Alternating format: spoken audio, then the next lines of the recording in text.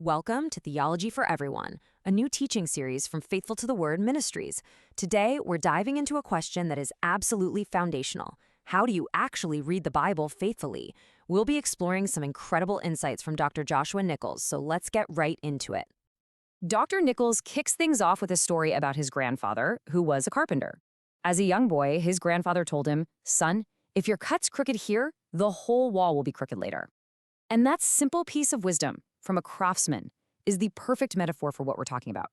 The first step, that first cut, it changes everything. And what's really amazing is this idea connects directly to what the Apostle Paul told his protege, Timothy. He urged him to be a workman who's not ashamed, accurately handling the word of truth. Now get this, the Greek phrase for accurately handling literally means to cut straight. So Paul is using a carpenter's language, telling Timothy, don't bend the truth. Cut a straight line with God's word. That principle of cutting straight is at the very core of what we do at Faithful to the Word. If you want to dig deeper into this, you can always visit us at faithfultotheword.com. We're a 501c3 ministry, and it's your support that makes teachings like this possible. So, why does this whole metaphor of cutting straight matter so much? Well, because how we read the Bible has real, tangible consequences, for good and sometimes for really, really bad. See, when we handle God's word carelessly, when we make a crooked cut, we end up building these crooked bridges. They're ideas and theologies that just can't bear the weight of a person's life. They lead to confusion, they cause real harm, and they can even be used to justify error. But a straight cut, well, that creates a clear, sturdy path that leads right to the truth, right to Christ himself.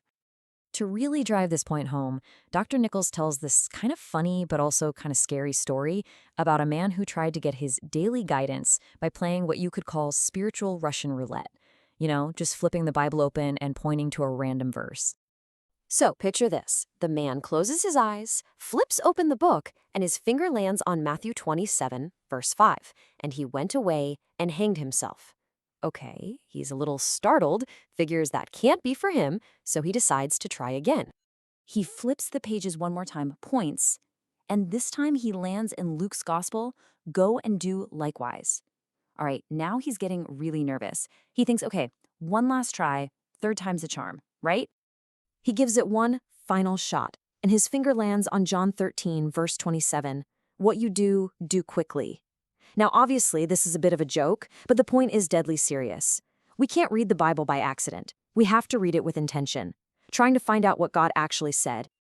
And that leads us to the absolute heart of what it means to read faithfully. Our goal isn't to create meaning, it's to discover the meaning the author intended to communicate in the first place. This comes down to two really important words. The goal is exegesis. It comes from Greek and it means to lead out from. It's about pulling out the meaning that is actually truly in the text. The dangerous opposite is eisegesis, which means to lead into. And that's when we take our own ideas, our own biases, and we force them into the text. That's the one thing we have to avoid. Think about it like this. Imagine you get a letter in the mail from someone you love. You'd never read it and say, well, here's what this letter means to me. No way. You'd read it trying to understand what the writer meant by it.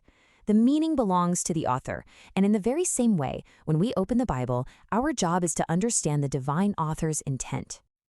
Okay, so if that's the goal, how do we do it? We do it by recognizing that the Bible isn't just a collection of random verses or inspirational quotes. It is one unified story that is pointing to one person. And you know who gives us the ultimate model for this? Jesus himself. On the road to Emmaus, after his resurrection, he finds these two disciples who are totally confused and discouraged. And what does he do? He starts with the Old Testament, with Moses and the prophets, and shows them how the entire story was always about him. This is our blueprint. And here's what that looks like in practice.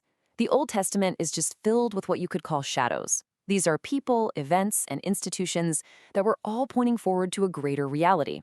The Passover lamb in Egypt, that was a shadow. Christ is the substance. The bronze serpent in the wilderness, a shadow pointing to Christ being lifted up. The temple itself, a shadow. Christ is the true place where God and humanity meet. All these different threads come together in him. This changes everything. It means that when we read a story like David and Goliath, the main lesson isn't just you can defeat your giants. The real point, the deeper point, is that God sent his chosen champion to defeat the enemy on behalf of his people. And that is a beautiful picture that points us to the greater David, Jesus Christ, who defeated our ultimate enemies, sin and death. Okay, so let's bring all this home.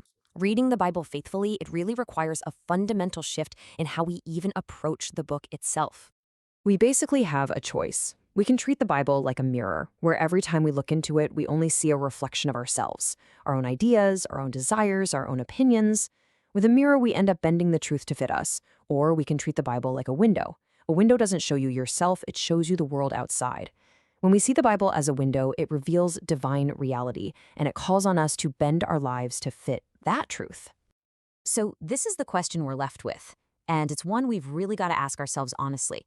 When you open the Bible, what are you looking for? A reflection of yourself or a revelation of God? This entire approach, seeing the Bible as a window to God, is at the very heart of the teachings from Faithful to the Word Ministries. If you want to explore this more, please check out our website at faithfultotheword.com.